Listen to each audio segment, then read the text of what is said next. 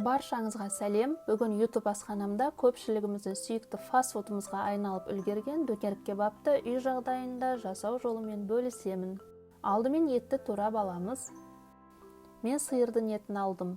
Ал сіз қалауыңызша қойдың, тауықтың етін алсаңыз да болады.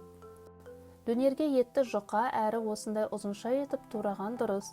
Себебі дөнердің оригинал рецептісінде етті отта пісіріп, майдалап турап салады. Ал енді майды қыздырып, етті қуырып аламыз.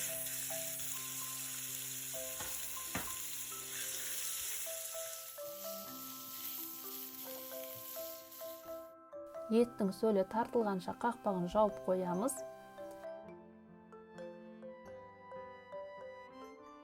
Ал енді үстінен тұз бен қара бұрыш саламыз.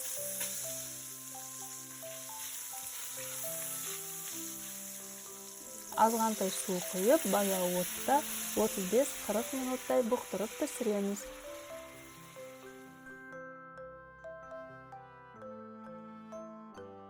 Енді барлық туралатын ингредиенттерді дайындап қояйық. Қиярды ұзынша етіп турап аламыз.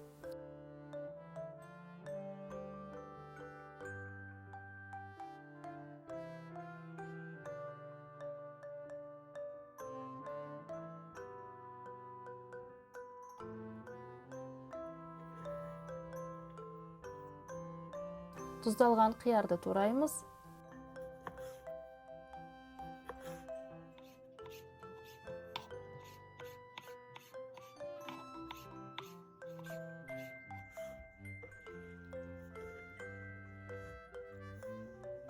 Қызанақты турап аламыз.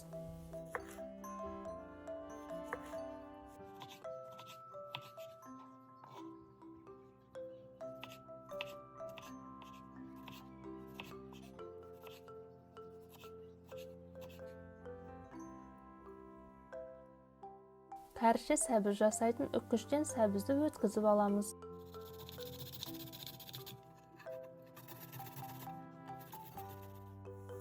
Картопты осыған дейін көрсеткен рецептің бойынша дайындап қуырып аламыз.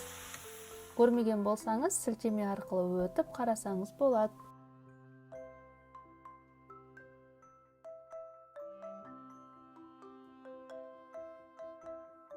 Соустың да рецептісін жариялаған болатынмын. Майонез, кетчуп, сырды араластырып, қалауыңызша тұз бен лимон шырынын қосып дайындайсыз. Толығырақ мына сілтемеге өтіп қарасаңыз болады. Ал енді дөнерді жинауға кірісейік. Дайын құрамды теңдей етіп, ойша екіге бөліп аламыз. Лаваштың бір жағына сәбіз саламыз. Енді етті саламыз. Үстіне соус жағамыз.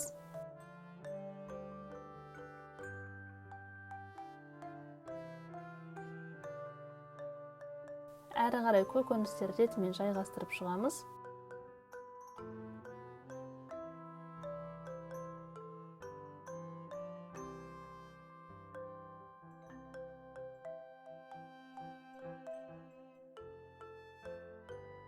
Тағы бір рет соусты жағамыз.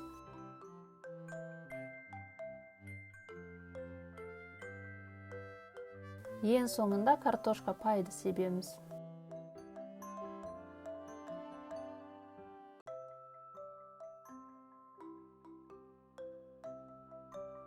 Ал енді лаваштың шеттерін бүктеп, жыртып алмай нығыздап ораймыз.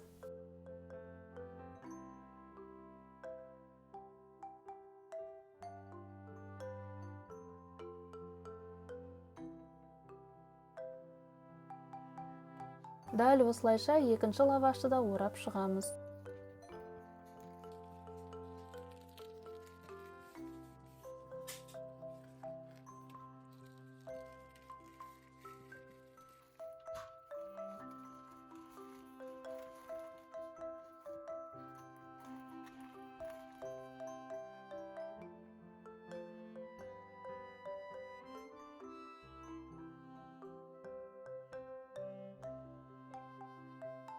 Табаға аздап май құйып қыздырамыз да дөнердің екі жағын 1-2 минуттан қуырамыз.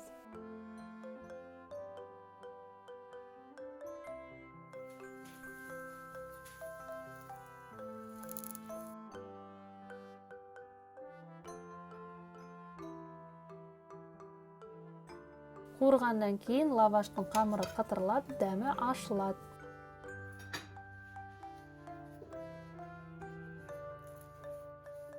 Дөнер көбірек соус құйғанның арқасында нәрлі бола түседі. Ал ішіндегі қытырлаған көкөністер мен қуырылған ет тойымды түскі астында, кешкі астында орнын баса алады. Ас болсын.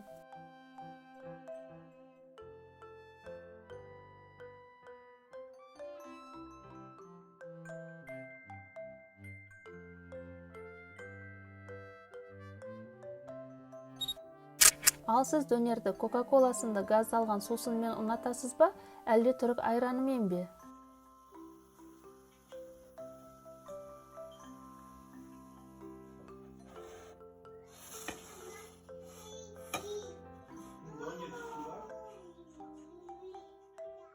Мен ұсынған рецепт ұнаған болса, лайк басып, каналға жазылып, төмендегі қоңыраушаны басып қойыңыздар.